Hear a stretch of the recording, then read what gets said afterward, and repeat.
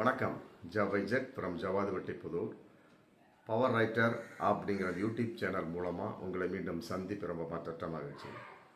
அத்தோட எங்கள் சேனலை சப்ஸ்கிரைப் பண்ணுங்கள், பெல் பட்டன் அழுத்த மறந்துடாதீங்க. அத்தோட எல்லாத்துக்கும் ஷேர் பண்ணுங்கள். அதாவது தக் லைஃப் அப்படின்னு அந்த படம் கமல்ஹாசன் சிம்பு நடித்தது, மணிரத்னம் இயக்கியது, ஏஆர் ரஹ்மானுடைய இசையில் வர 5ஆம் தேதி ரிலீஸ். இந்த படத்தினுடைய இசை வெளியீட்டு விழாவில் கமல்ஹாசன் ஒரு உண்மையை சொன்னார், அவ்வளோதான். அதாவது தமிழிலிருந்து பிறந்தது தான் கன்னடம், தமிழ் மொழியிலிருந்து பிறந்தது தான் கன்னடம். ஆமாம், மற்றபடி நாம் எல்லோரும் ஒற்றுமையாக இருக்க வேண்டும், ஒரே குடும்பத்தில் இருக்க வேண்டும், நாம் சகோதரர்கள் அந்த மாதிரி நல்ல விதமாக தான் ஒரு கருத்து சொன்னார். பக்கத்தில் சிவராஜ்குமார் அப்படின்னு கன்னட நடிகர் கூட உட்கார்ந்துருக்கார். அவர் கூட இருக்கக்கூடிய கன்னட அமைப்புகளுக்கு மற்றபடி கர்நாடக மக்களுக்கு விளக்கம் சொல்லலாம். அவர் ஏன் ஊமையாக போனார் அப்படிங்கிறது தெரியல, அவர் தான் ஆதாரம். மற்றபடி அந்த பேசின உடனே கர்நாடகாவில் பற்றிக்கிச்சு. கமல் படத்தை வெளியிட மாட்டோம், நாங்கள் உள்ள நுழைய விட மாட்டோம், தக்லைஃப் யார் ரிலீஸ் பண்ணாலும் சரி அந்த தேட்டரை அடித்து ஒடிச்சு நொறுக்கி தீக்கிரையாக்குவோம் செய்வாங்க. அந்த மாதிரி ரவுடி கும்பல் தான். அந்த மாதிரி காவிரி சம்பந்தப்பட்ட பிரச்சனையில் கேபிஎன் அப்படிங்கிற அந்த பஸ்ஸை ஒரு 40 பஸ்ஸுக்கு மேலே எரிச்ச அந்த கொடூர கும்பல் தானே அது. ஒரு சொட்டு தண்ணீர் விட யோக்கியம் இல்லாத ஒரு கும்பல் அது. கும்பல் கர்நாடக கும்பலில் அந்த குறிப்பிட்ட அந்த அரசியல் அமைப்பு கும்பல் இருக்கிறாங்க. எல்லாத்தையும் நம்ம சொல்ல முடியாது. அந்த மாதிரி ரவுடித்தனமான ஒரு கும்பல் இன்னைக்கு தக்லைஃப் படத்தை, கமல்ஹாசன் நடித்த தக்லைஃப் படத்தை நாங்கள் வெளியிட அனுமதிக்க மாட்டோம், மன்னிப்பு கேட்க சொல்லு, தமிழிலிருந்து பிறந்தது தான் கன்னடம் இல்லை அப்படின்னு சொல்லு இல்லை சொன்னதுக்கு மன்னிப்பு கேட்க சொல்லு. நாங்கள் தக்லைஃப் படத்தை வெளியிடறதுக்கு இன்னைக்கு மிகப்பெரிய ஒரு போராட்டம் வெடிச்சிட்டு இருக்கு. மணிரத்னம் ரொம்ப சோர்ந்து போய் தான் உட்காந்துருப்பார். ஏன்னா பல கோடி போட்ட படம் இல்லையா, பான் இந்தியா படம் இது. தமிழில் ஒரு பிரதி, தெலுங்கில் ஒரு பிரதி, கன்னடத்தில் ஒரு பிரதி, மலையாளத்தில் ஒரு பிரதி, ஹிந்தியில் போட்டு பான் இந்தியா படமாக எடுத்தாச்சு. கர்நாடகத்தில் மட்டும் அப்புறம் ரிலீஸ் பண்ணல, அங்கே ஒரு சம் க்ரோர்ஸ் பார்க்க ஆசைப்படுவார் இல்லையா மணிரத்னம். ஆமாம், இந்த இடத்துல நம்ம பார்க்கக்கூடிய விஷயம் என்ன அப்படின்னா, கன்னடம் எதிலிருந்து பிறந்தது. ஆமாம், கால்டுவெல் அப்படிங்கிற ஒப்பற்ற ஒரு இலக்கியவாதி, ரொம்ப அற்புதமான பெரிய ஒரு எழுத்தாளர், ரொம்ப அற்புதமாக சொல்லியிருக்கார். திராவிட ஒப்பிலக்கணங்களை எழுதி வர்றவர், வரலாற்று நாயகம். அவர் ரொம்ப தெளிவாக சொல்லியிருக்கிறார். ஆமாம், தமிழிலிருந்து உருவானதான் கன்னடம் முதலில், பிறகு தெலுங்கு, பிறகு மலையாளம், பிறகு துருவம் சொல்லி ரொம்ப அற்புதமாக சொல்லியிருக்கிறார். இதைத்தான் கமல் அந்த மேடையில் சொன்னார், அவ்வளோதான். இது புதிய கருத்தே கிடையாதுங்க, பழைய கருத்து. ஆமாம், இந்த கர்நாடகத்தில் இருக்கக்கூடிய சில அமைப்புகள் ஏன் கர்நாடகமாகவே இன்னும் இருந்து கொண்டிருக்கிறார்கள் அப்படிங்கிறது தான் ரொம்ப வயிற்றெரிச்சலான ஒரு விஷயம். கால்டுவெல்ல நீங்கள் என்ன பண்ணுவீங்க? கமல் சொல்லிட்டாருப்பா, ஆமாம், அவருடைய படங்களை உள்ளே நுழைய விட மாட்டோம், ரைட்டு, ஓகே. இப்போ கால்டுவெல்ல நீங்கள் என்ன பண்ண முடியும்? திராவிட மொழிகளுக்கெல்லாம் ஒப்பிலக்கணம் எழுதிய ஒரு அற்புதமான ஒரு அற்புதமான ஒரு மனிதர், அறிஞர். இப்போ அவர் என்னத்தை பண்ணுவீங்க? அந்த ஒப்பிலக்கணத்தை கிழிச்சு தீக்கிரை ஆக்கிடுவீங்களா? அந்த ஒப்பிலக்கணத்தை கிழிச்சு நாசம் பண்ணிடுவீங்களா? இல்லை கால்டுவெல் சிலையை உடைச்சிடுவீங்களா? இதெல்லாம் என்னங்க தேவையில்லாத ஒரு விஷயம்.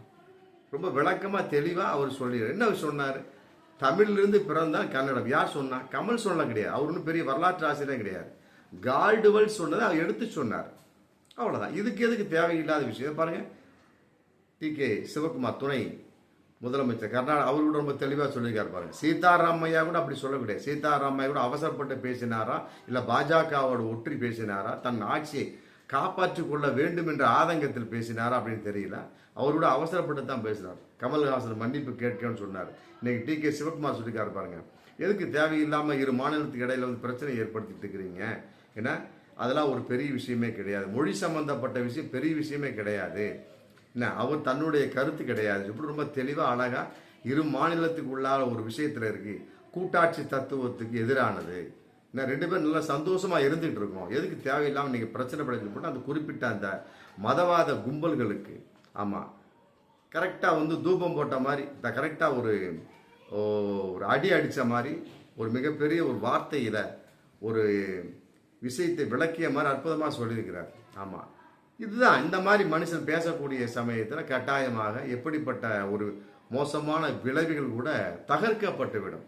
எரிஞ்சு கொண்டிருக்க தீயில எண்ணெய் ஊற்றுறது பெட்டரா, தண்ணி ஊற்றுறது பெட்டரா? தண்ணியை ஊற்றிருக்காரு இன்னைக்கு டி.கே. சிவகுமார். ஆனால் சீதாராமையா வந்து எதுக்காக வந்து பெட்ரோலை ஊற்றினார் அப்படின்னு தெரியல. அதையெல்லாம் விட இன்னும் மோசம், பெட்ரோலை டீசலையும் கலந்து ஒருத்தர் ஊற்றிருக்கிறார். மகாராஷ்டிர ஆளுநர் இங்கிருந்து போனவர் தான், தமிழகத்திலிருந்து போனவர், தமிழ்நாடு பாஜக தலைவராக இருந்தவர், தேர்தலாக நின்று தோல்வி அடைந்தவர். இந்த மாதிரி ஒரு நபர் பேர் வந்து சிபி ராதாகிருஷ்ணன். இன்னைக்கு மகாராஷ்டிர மாநிலத்தில் ஆளுநர், மகாராஷ்டிரா ஆளுநர் இருக்கிறார். அவர் வந்து இன்னைக்கு ஒரு கருத்து சொல்லியிருக்கிறார். அதாவது வந்து கமல்ஹாசன் பார்த்து பேச வேண்டும், சமஸ்கிருதத்திலிருந்து தமிழ் வந்தது என்று சொன்னால் நீங்கள் என்ன சொல்லுவீங்க? உங்களுக்கு கொதிக்காதா? அதே மாதிரி அவங்க கொதிச்சுட்டு எப்படிலாம் ஒரு தூபம் போடுறாங்க பாருங்க. பாஜக அதை இன்னும் திருந்தவில்லை. ஆமாம், இல்லை இந்த மாதிரி நபரை வந்து தமிழகத்தில் நுழைய விடலாமா அப்படிங்கிறத இன்னைக்கு மிகப்பெரிய ஒரு கேள்வியாக போயிட்டு இருக்கு. விளக்கம் சொல்லுங்க. சிபி ராதாகிருஷ்ணனை பார்த்து இந்த மாதிரி ஒரு இருக்கக்கூடிய பாஜக மதவாத கும்பலை பார்த்து நாம் சொல்லக்கூடிய விஷயம். விளக்கம் சொல்லுங்க. என்ன கொஞ்சம் நிதானமாக பேசுங்க, மொழி சம்பந்தப்பட்டது பேசாதீங்க, அரசியல் ஆக்காதீங்க, ஏதோ சொல்லி முடிங்க. அதுக்காக வந்து சமஸ்கிருதத்திலிருந்து தான் தமிழ் உருவானது என்று சொன்னால் நீங்கள் ஏற்றுக்கொள்வீர்களா அப்படின்னா என்ன கருத்து? இதெல்லாம் வந்து தூங்கிட்டு இருக்கிறவனை தட்டி எழுப்பி இன்னும் செய்டான்னு சொல்கிற மாதிரி தானே. இதெல்லாம் வந்து தமிழகத்துக்கு நன்றி கட்டத்தனமாக சிபி ராதாகிருஷ்ணன் நடந்து கொண்டு விட்டார் அப்படிங்கிறத பகிரங்கமான உண்மை. இதான் என்ன விஷயம்? டி.கே. சிவகுமார் எவ்வளோ அற்புதமாக பேசுகிறாரு, சீதாராமையா கூட அப்படி பேச கிடையாது. அதே நேரத்தில் கால்டு வெல் சொன்ன ஒரு கருத்தை வந்து கமல்ஹாசன் சொல்கிறார். அவ்வளோதான், முடிஞ்சு போச்சு. இது என்ன விஷயம் இருக்குது? இது சம்பந்தமாக இன்னைக்கு வந்து கோர்ட்டில் கேஸ் போட்டிருக்காங்க. கமல்ஹாசன், ராஜ்கமல் ஃபிலிம்ஸ் இந்த மாதிரி வந்து ஒரு கும்பல் வந்து நாங்கள் வெளியிடக்கூடிய படத்தை வெளியிடக்கூடாதுன்னு சொல்லி போட்டு போராட்டம் பண்ணிட்டு இருக்காங்க, பிரச்சனை பண்ணிட்டு இருக்காங்க. அதையும் மீறி நீங்கள் போட்டிங்கன்னா, திரையிட்டீங்க, அப்படியே தற்கொலை படத்தை திரையிட்டீங்கன்னா கட்டாயமாக நான் தேட்டரை நொறுக்குவோம், தீக்கிரையாக்குவோம், தீ வச்சு கொளுத்தோன்னு போட்டு பயங்கரமான போராட்டத்தின் விளைவாக இந்த மாதிரி மிக மோசமாக நடந்துக்கிறாங்க. இப்படி இன்னைக்கு ராஜ்கமல் ஃபிலிம்ஸ் வந்து கர்நாடக உயர்நீதிமன்றத்தில் ஒரு இன்னைக்கு கேஸ் புகார் கொடுத்துருக்குறாங்க, மனு கொடுத்துருக்காங்க. பாருங்கள், இதற்கு வந்து 5ஆம் தேதிக்குள்ளே தீர்ப்பு வரணும். அவசர வழக்காக எடுத்து பண்ணால் தான் வந்து பண்ண முடியும். பண்ணுவாங்க, அதுக்குண்டான ஏற்பாடு இருக்கு இல்லையா? 5ஆம் தேதி கன்ஃபார்மாக அந்த தற்கொலை படம் கர்நாடக மாநிலத்தில் ரிலீஸ் ஆகணும். அப்போ தான் வந்து கன்னடர்களும் தமிழர்களும் ஆமாம் ஒரு ஒற்றுமையாக இருந்து கொண்டிருக்கிறார் அப்படிங்கிறது எடுத்துக்காட்டு. இல்லாவிட்டால் சிபி ராதாகிருஷ்ணன் போன்றவர்கள் இன்னும் தூண்டிவிட்டு கொண்டிருக்கிறார்கள், குறிப்பாக பாஜக கர்நாடகாவில் அப்படிங்கிறதா வந்து மிக நிதர்சனமான உண்மை. இதையெல்லாம் விட சீதாராமையா எதற்காக இந்த அளவுக்கு காங்கிரஸாக இருந்து கொண்டும் ஆமாம் கொஞ்சம் கூட யோசிக்காமல் பேசினார் அப்படிங்கிறது தெரியல. ஆமாம், சிபி ராதாகிருஷ்ணன் போன்றவர்கள் இன்னும் யோசிக்கணும். ஆமாம், ஒரு தமிழகத்தில் பிறந்து என்ன தமிழக தண்ணியை குடித்து விட்டு தமிழுக்கு துரோகமாக ஆமாம் பேசக்கூடிய சமயத்து உண்மையிலே RN ரவியை விட மிக கேவலமானவர் தான் சிபி ராதாகிருஷ்ணன் அப்படிங்கிறத இன்னைக்கு தெளிவாக தெரிஞ்சிட்டு இருக்கு. உண்மையிலே சிபி ராதாகிருஷ்ணன் தான் வந்து வார்த்தையை வந்து ரிட்டர்ன் வாங்கணும், விடக்கூடாது. சிபி ராதாகிருஷ்ணனை எதிர்த்து போராட்டம் பண்ணணும். ஆமாம், அவர்கிட்ட மன்னிப்பு கேட்கணும். சிபி ராதாகிருஷ்ணன், கமல்ஹாசன் மன்னிப்பு கேட்க வேண்டிய அவசியமே கிடையாதுங்க. அவர் வந்து கால்டுவெல் சொன்னதை தான் சொன்னார்.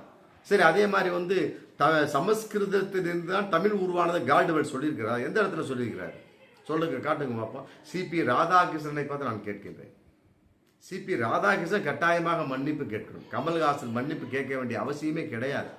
ஆமாம், டி.கே. சிவகுமார் போன்றவர்கள் அங்கு அமைதியை ஏற்படுத்தி ஆமாம் வரக்கூடிய ஜூன் 5ஆம் தேதி தற்கொலை படம் கட்டாயமாக ரிலீஸ் ஆக வேண்டும். அதுக்கு என்ன ஏற்பாடோ பண்ணுங்க. அப்போதான் வந்து இந்த மொழி சம்பந்தப்பட்ட விஷயத்தில் குறிப்பாக பாஜகவின், அதிலும் குறிப்பாக சிபி ராதாகிருஷ்ணன் போன்றவர்கள் குளிர்காய்ந்து விடக்கூடாது ஆமாம் என்பதற்காக ரொம்ப கவனமாக நாம் இருக்க வேண்டும் என்பதுதான் எல்லோரும் எதிர்பார்க்கக்கூடிய விஷயம். ஆமாம், இல்லாவிட்டால் நார்மலாக ஆல்ரெடி வந்து மதவாதத்தை வச்சு பாஜக அரசியல் பண்ணிட்டு இருக்காங்க. இப்போ மொழிவாதத்தை வச்சு அரசியல் பண்ண ஆரம்பிச்சிருவாங்க. ஆமாம், இவங்களே பெருசு பண்ணி இவங்களே 2 ஏதாவது பண்ணிக்கின்னு ஏற்பாடு பண்ணி குறிப்பிட்ட நபர்கள் தான் செய்தார்கள் இப்படி பழிய போட்டாங்க. ஏன்னா ஆல்ரெடி இவங்க பண்ணவங்க தானே, தமிழகத்தை எத்தனையோ விஷயத்தில் பண்ணவங்க தான் பாஜக. இவங்க இந்து முன்னணி மற்ற சோ இந்த மதவாத கும்பல் எல்லாமே, RSS கும்பல் எல்லாமே இவங்க வீட்டுக்கு மேலேயே குண்டை போட்டுக்குவாங்க. இவங்களே கத்தியில் வச்சு கிழிச்சுக்குவாங்க. இவங்களே வந்து கொலைவெறி தனக்கு தான் நடத்திக்குவாங்க. போய் போலீஸில் கம்ப்ளைண்ட் கொடுக்குறது. இந்த மாதிரி வந்து ஒரு குறிப்பிட்ட நபர் வந்து அது குறிப்பிட்ட இஸ்லாமியர் வந்து தொப்பியை போட்டுக்கிட்டு வந்தார், தாடியை வச்சுக்கிட்டு வந்தார். இப்போ மதுரை ஆதீனம் சொன்னார் பாருங்க, அந்த மாதிரி ஏதோ ஒன்று பண்ணிக்கிட்டு இவர்களே ஆமாம் பிற மதத்தவர் மீது புழுதி வாரி தூசி விட்டு அப்புறம் போலீஸ்காரங்க கண்டுபிடிச்ச பின்னால பெப்பன்னு முடிக்கிறது. அந்த சென்னாய் முழிக்குமே அந்த மாதிரி முடிக்கிறது. அதனால் வந்து சிபி ராதாகிருஷ்ணன் போன்றவர்கள் கட்டாயமாக மன்னிப்பு கேட்க வேண்டும். ஆமாம், இது வந்து மிக கேவலமான விஷயம். தமிழகத்துக்கு அவர் செய்துவிட்ட துரோகமாகத்தான் நாம் கருத முடியும். பார்ப்போம் மீண்டும் அடுத்த வீடியோ. நன்றி.